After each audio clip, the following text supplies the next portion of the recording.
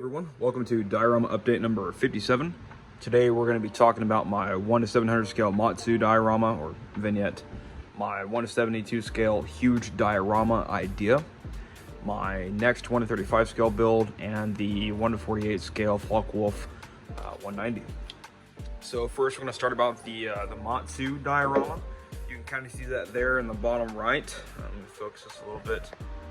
Bring the phone down and actually be able to show you guys. So I started painting the ocean part. The ship is still, normal plastic. Haven't painted it yet, haven't primed it or nothing. But the ocean is almost done. I've gotten the two different blues down.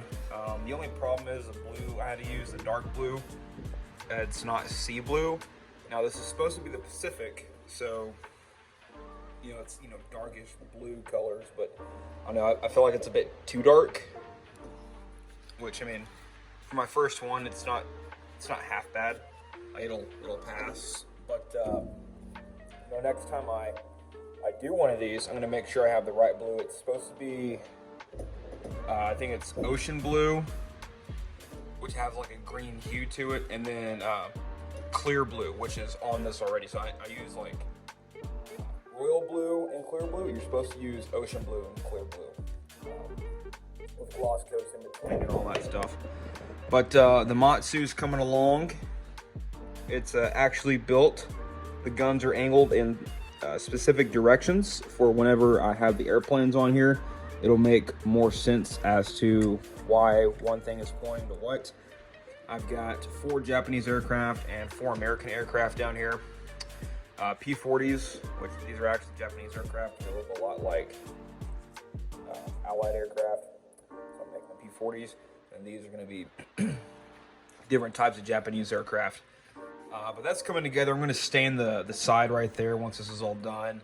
I still, for the rest of the water, I need to go through, put Mod Podge gloss on like all the high points where the white caps are going to be, because it goes on white but drives extra glossy. Then I'll go back through with white paint, dry brush all the high caps. Then once everything's in place, I'll go back through with like cotton balls, thin them out real well on the sides of the ship, and as well as like bullets going into the water, because if you've seen like 50 caliber bullets hitting water, it shoots up pretty high. Now granted, they're going to be really small for this, but it'll still get that illusion that a battle's going on. But yeah, let me know what you guys think about that. Might add some pictures towards the end. Next, we're going to talk about the Focke-Wulf 190. I think a week ago I mentioned this. If I did, it's the same thing, but if not, all I'm going to do is respray the sides here where all the dots are at, because I don't like how many dots there are. It's not correct. And then, keep going from there. That's going on to a base, like a diorama base, so that'll become a side project. Right now I want to get the Matsu done this week. We'll see if that happens or not. But beyond that, my next 1:35 scale build is going to be the Tamiya M26 Pershing. I'm going to be doing the Pershing Fireball, which is actually on the cover there. So if you don't know about Fireball, basically it was the first ever knocked out Pershing tank of World War II. It got destroyed by Tiger I. It was illuminated by a burning building behind it, and it ended up being destroyed. There's pictures on the internet showing the aftermath. So basically what I'm going to do is I'm going to have Fireball the morning after, because if I'm not mistaken, I think they pushed on the town like early morning when it was still dark. So it'll be later on, that evening or whatever, later on whenever the troops push through and the town's captured and they pull the dead out. And I'm going to have, there's tank crewmen being pulled out that are dead and wounded, so I'm going to have them on the tank. The tank got hit in the barrel, the coax MG port, and the cupola ricocheted off. So the commander got wounded, and then the gunner and loader were just killed. So I'm going to go with that. I've got 3 resin sets right there from AliExpress. M26 Pershing crew, or I'm sorry, Allied tank crew, and this is 4 of them pulling out a dead tank crewman. Another 2 tank crewmen, one being pulled out, the other one pulling. And then these are 2 more tank crewmen who are just kind of smoking and joking. One has a head bandage on his head, so I'm gonna make that the commander. I'm not sure exactly where he got wounded, but he was wounded during the engagement, and I figured, well, if the cupola got hit, he probably got wounded there. So I don't know, I'll do some more research, all that fun stuff. When I start next week's diorama update, I'll have reference pictures for that. But in the meantime, the next thing we're going to talk about is 1:72 scale huge dioramas. So I mentioned this in the past, you may or may not remember, but Paul's Model Workbench mentioned it on my latest diorama, asked me if I ever thought about doing huge, large scale, almost like wargaming boards, if you know what those are. And I actually have. Let me unscrew this from the little thing there. So basically, I've got plenty of room, right? I got a bunch of room. Back in here, where all of that is right there, the dryer and those panels, that's gonna, once all that's out, that's gonna be my photo booth area. I'm gonna get another table, put a white sheet up and all that stuff and make it real professional like. Then maybe put like some shelves in here on each side, kind of like that wooden one there. That way I have more space to store stuff. And then I might add, to kind of help block the air booth or the spray booth off, I might add another one right in here, another chest of drawers to have space for dioramas. That way I can move this. This whole set here is gonna go. I'm gonna get one more table like this. It's 2 foot by 6 foot. It's gonna go right there, and I'm gonna make a huge 1:72 scale diorama. It's gonna be made from these foam boards. These are 2 foot by 2 foot.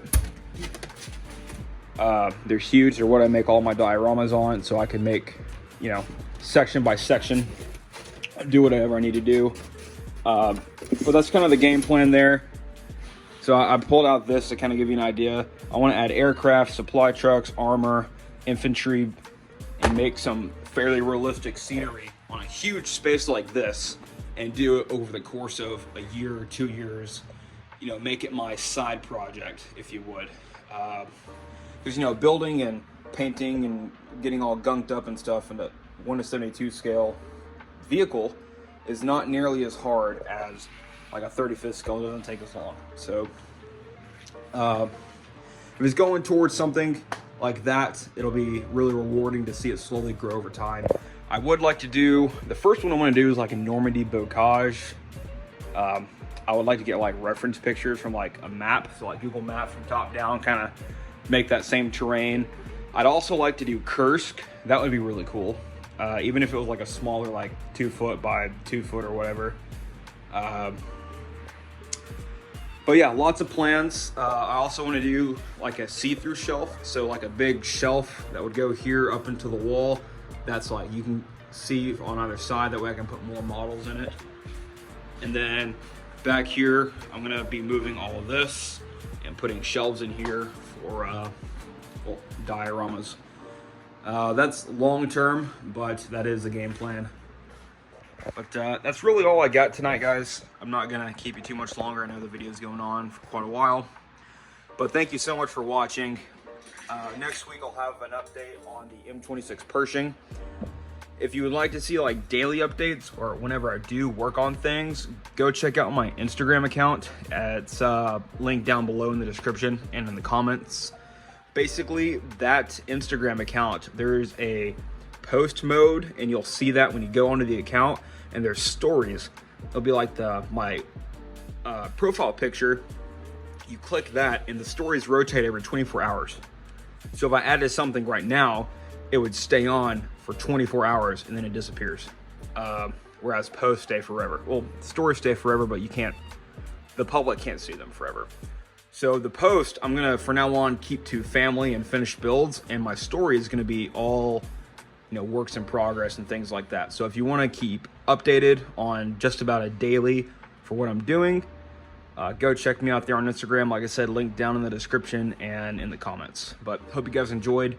Stay tuned for more, stay safe, and I'll catch you guys in the next one.